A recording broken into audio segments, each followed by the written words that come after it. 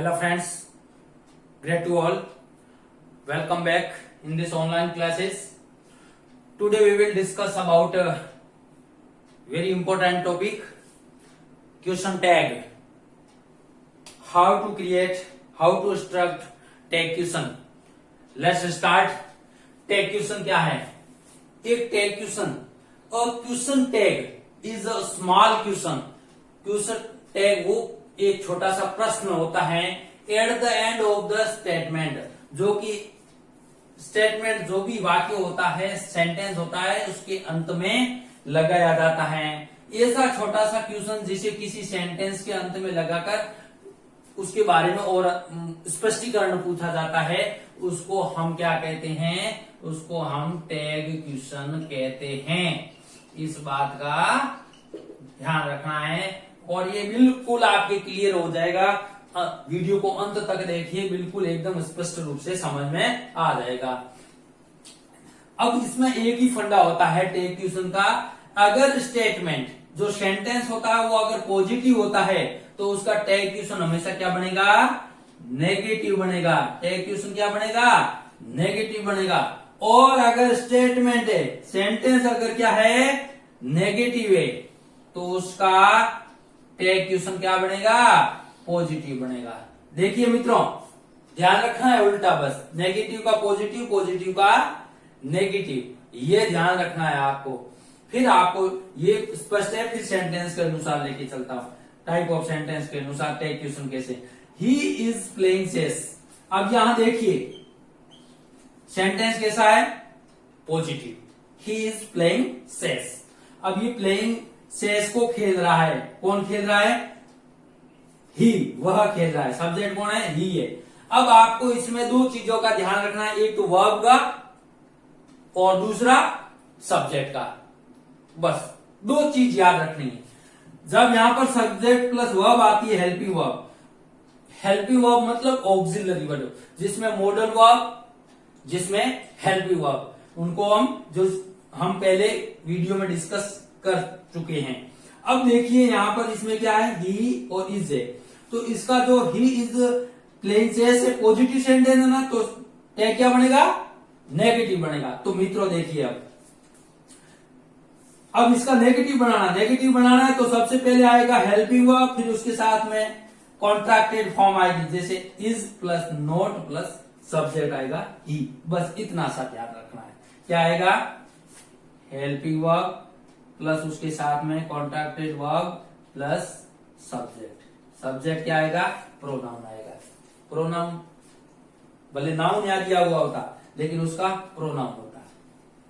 जैसे I don't read English, I do not read English, मैं English नहीं पढ़ता हूं।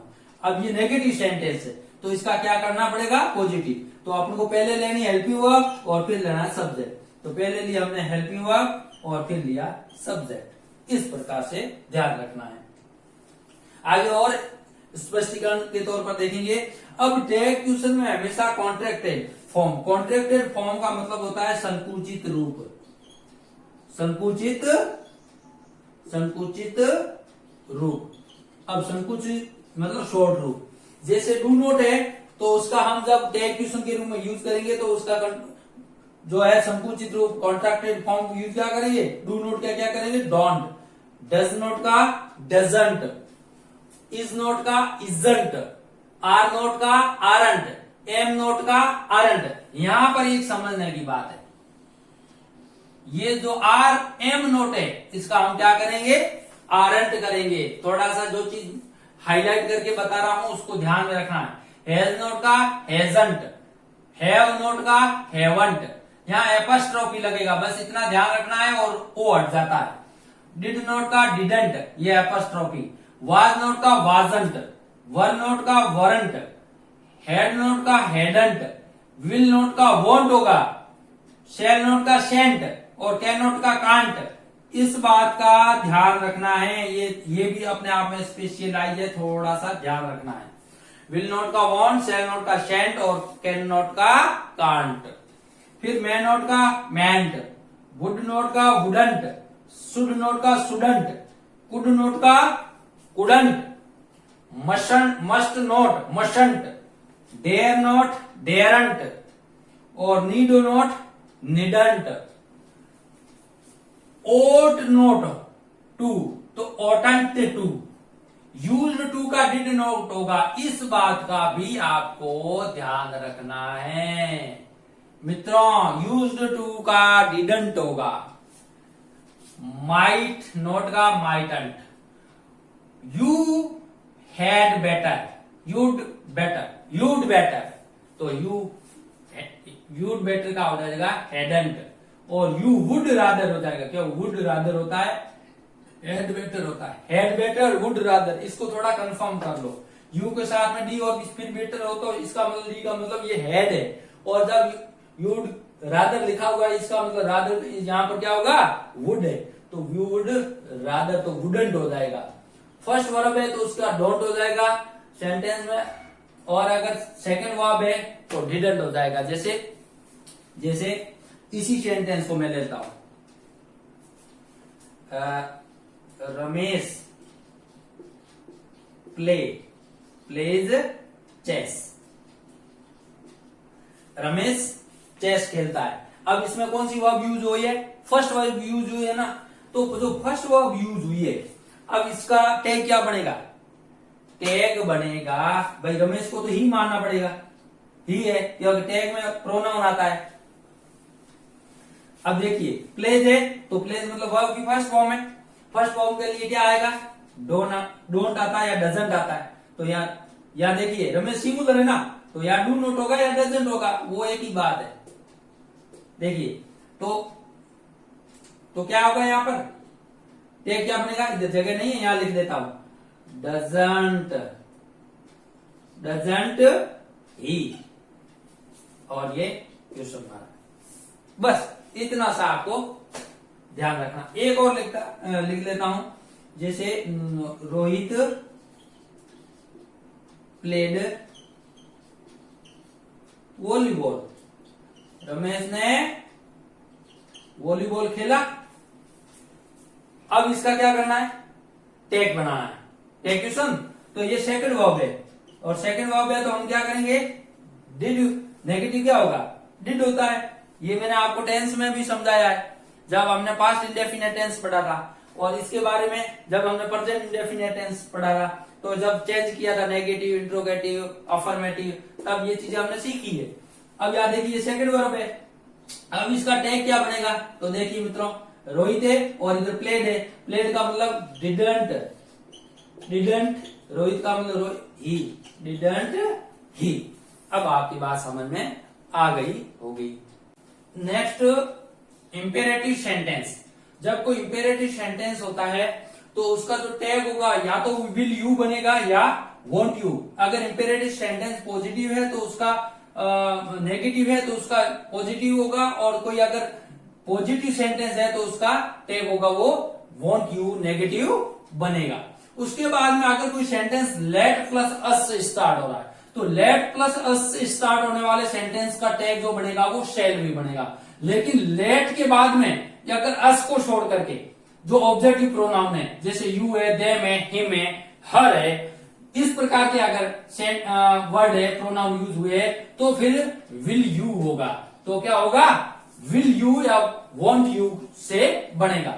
उसके बाद में एक इंपॉर्टेंट चीज है, वो ध्यान रखने योग्य बात है कि जब सिंगुलर मैन होता है, जैसे सब्जेक्ट के रूप में रमेश है, हरीश है, इस प्रकार का कोई नाम दिया हुआ होता है, नाउन कोई वर्ड है, सब्जेक्ट के रूप में कोई नाउन है, तो उसका जो टैग बनाएंगे तो वहां पर उसके लिए प्रोनाउन के रूप में ही का प्रयोग किया जाएगा। और अगर सिंगुलर वुमन है, फेमिनाइन है, तो उसके लिए सी का यूज करेंगे।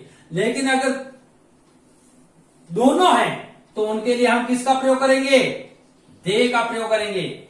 उसी प्रकार से जैसे इंडिया और इंग्लैंड है, अगर इसका किसी सब्जेक्ट के रूप में यूज हुआ है तो उसके लिए हम सी का प्रयोग करेंगे। वेरी इंपॉर्टेंट थिंग्स, बात ध्यान रखने योग्य है। और अगर दोनों सब्जेक्ट के रूप में आया है तो हम उसके लिए किसका प्रयोग करेंगे, दे का यूज करेंगे। अब सिंगुलर कोई कंट्री है, स्टेट है, सिटी है, टाउन है, विलेज है, तो उसके लिए हम इट का प्रयोग करेंगे।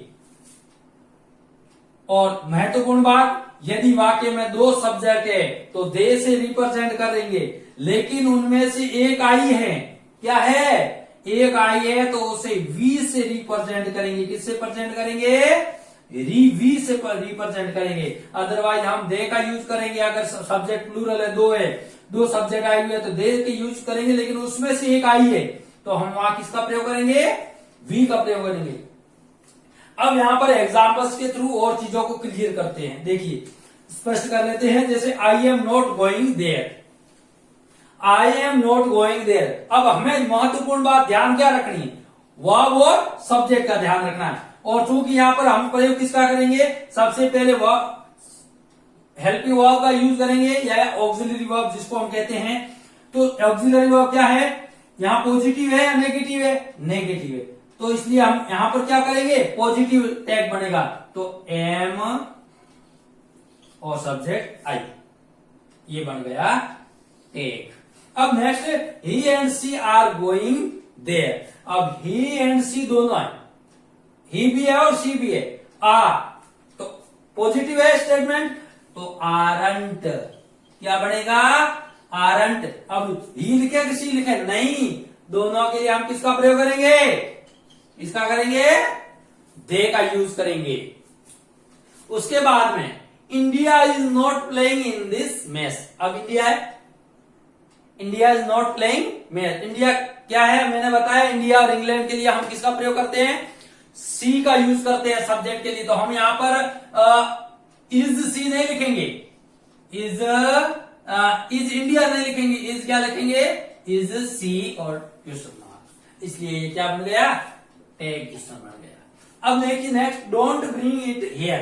कौन सा सेंटेंस है, किस टाइप का सेंटेंस है, इंपेरेटिव सेंटेंस है। डू नॉट से स्टार्ट हो रहा है तो इसका मतलब ये सेंटेंस कैसा है, इंपेरेटिव सेंटेंस है। चूंकि मैंने बताया था आपको सेंटेंस टाइप में कि इंपेरेटिव सेंटेंस सब्जेक्ट वर्ब की फर्स्ट फॉर्म से स्टार्ट होता है, प्लीज या काइंडली प्लस वर्ब की फर्स्ट फॉर्म से स्टार्ट होता है, या डू नॉट से स्टार्ट होता है। तो इस प्रकार के जो सेंटेंस होता है वो इंपेरेटिव सेंटेंस होते हैं। तो देखिए ये इंपेरेटिव सेंटेंस है, तो इसका इंपेरेटिव सेंटेंस का हम क्या करेंगे, यहां देखिए ये मैंने बताया कि इंपेरेटिव सेंटेंस, और इंपेरेटिव सेंटेंस अगर पॉजिटिव है तो हम वहां पर क्या करेंगे, वांट यू, और इंपेरेटिव सेंटेंस नेगेटिव है तो टैग क्या बनेगा, विल यू। तो यहाँ डोंट ब्रिंग इट हियर। अब डोंट ब्रिंग, तो अब क्या करेंगे हम यहाँ पे, डोंट ब्रिंग यानी नेगेटिव सेंटेंस है तो क्या करेंगे हम यहाँ पे, विल यू। अपने आप में सब्जेक्ट क्या है, हिडन होता है, यू अपने आप में हिडन है। Bring a glass of water for me, अरे जाओ और मेरे लिए तुम एक गिलास पानी लेके आओ। तो अपने आप में एक यू अंडरस्टैंड सब्जेक्ट है, तो ब्रिंग अ ग्लास ऑफ, ये भी इंपेरेटिव सेंटेंस है, ये भी इंपेरेटिव सेंटेंस है। अब देखो bring a glass of water, अब इसमें क्या होगा, इंपेरेटिव सेंटेंस है, सेंटेंस कैसा है, इंपेरेटिव है। तो अब इसमें हम क्या, bring a glass of water, bring verb की फर्स्ट फॉर्म है, क्या है, वर्ब की फर्स्ट फॉर्म है। तो हम यहां पर क्या करेंगे, क्या करेंगे मित्रों, विल वॉन्ट यू होगा, वॉन्ट यू, क्योंकि सेंटेंस अफर्मेटिव है ना, तो हम यहां पर वॉन्ट यू करेंगे। अब लेट से स्टार्ट होने वाला सेंटेंस है, और लेट से स्टार्ट है, पॉजिटिव सेंटेंस है, तो हम यहां शैल वी करेंगे। क्या करेंगे, शैल वी करेंगे। और मित्रों देखिए, लेट देम सिट एलोन, अरे उन लोगों को अकेला बैठने दो, तो लेट देम सिट एलोन। अब यहां देम है तो विल यू होगा, क्या होगा, विल यू। नेक्स्ट, जब सब्जेक्ट के रूप में दिस या दैट हो, जो टैग बनेगा, वो जो टैग बनेगा वो टैग इट होगा। दिस और दैट का टैग क्या होगा, सब्जेक्ट, टैग का सब्जेक्ट क्या होगा, इट होगा। और अगर स्टेटमेंट या सेंटेंस का दिस या दो जो सब्जेक्ट के रूप में, तो जो टैग किस्म का जो सब्जेक्ट होगा वो दे होगा, क्योंकि दीज और दो प्लूरल होते हैं, तो उसका टैग का सब्जेक्ट होगा वो भी प्लूरल होगा, दे होगा। अब इनडेफिनेट थिंग्स होती है, जैसे समथिंग, एवरीथिंग, वो इनडेफिनेट प्रोनाउन होता है, जो प्रोनाउन थिंग्स होती है, तो उस जब ये सब्जेक्ट के रूप में होंगे तो उनका सब्जेक्ट क्या होगा, इट होगा, ये भी ध्यान रखना। और इनडेफिनेट पर्सन होंगे, प्रोनाउन जो होते हैं इनडेफिनेट प्रोनाउन जिसमें पर्सन हो, तो उनके लिए हम किसका प्रयोग करेंगे, टैग के सब्जेक्ट के रूप में दे का प्रयोग करेंगे। अब महत्वपूर्ण बात यह है कि यदि वाक्य में seldom, few, little, hardly, scarcely ये शब्द आए हुए हो, तो जब हम टैग क्वेश्चन बनाएंगे तो उसका हमेशा टैग हमेशा पॉजिटिव बनेगा। यू नो वेरी वेल कि ये जो वर्ड है अपने आप में क्या होते हैं, नेगेटिव है। So guys you know very well के नेगेटिव का हम क्या बनाते हैं, पॉजिटिव बनाते हैं, और पॉजिटिव स्टेटमेंट का हम टैग नेगेटिव बनाते हैं। सो here we use affirmative tag because these words are a negative sense. Let's start. यहां पर हम इसका देख लेते हैं, जैसे he seldom goes there, he seldom goes there, वो कभी कभार वहां मुश्किल से उतर जाता है। तो देखिए मित्रों, seldom आया है तो यहां पर goes है, goes क्या है, फर्स्ट वर्ब है, तो यहां पर does होगा, does ही। अब यहां पर हम नेगेटिव नहीं बना रहे क्योंकि नेगेटिव सेंटेंस अपने आप में नेगेटिव है। अब इसी प्रकार से देखिए, सी हैड लिटिल मनी, यहां पर हैड जो है वो हैड की पोजीशन के रूप में, अधिकार के रूप में, तो मेन वर्ब के रूप में यूज हो रही है, और ये पास्ट टेंस है, पास्ट टेंस में तो सेकंड वर्ब यूज हो रही है। तो यहां पर क्या करेंगे हम, डिड सी, क्योंकि लिटिल आया नेगेटिव सेंटेंस है, हम डिड सी करेंगे, डिडंट सी नहीं करेंगे। उसी प्रकार से this is my house, this is my house, तो इजंट दिस है, तो इजंट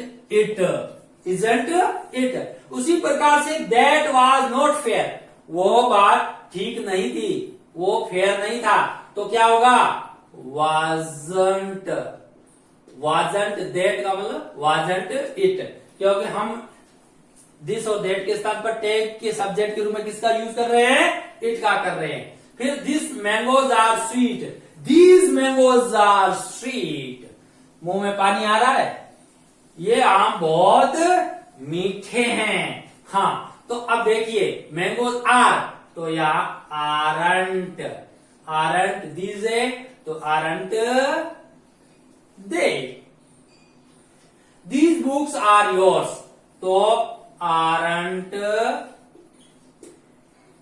they, क्यों, ये बुक्स आपकी है, क्या आपकी नहीं है। समथिंग इज मिसिंग, अब देखिए हम यहाँ इंडेफिनेट थिंग्स और इंडेफिनेट पर्सन की बात कर रहे हैं, तो समथिंग इज मिसिंग। अब समथिंग इज वस्तु से संबंधित है, तो इजंट इट होगा, और someone is not waiting for you, यहां पर इनडेफिनेट पर्सन से संबंधित है, तो क्या करेंगे हम, isn't someone is waiting for you, तो आरंट दे, यहां पर फॉर यू आए समवन, यहां पे इज इजंट यहां पर समवन सिंगुलर के लिए यूज हुआ है, तो इजंट इट यूज होगा। अब everyone should buy a book, everyone should buy a book, तो शुडंट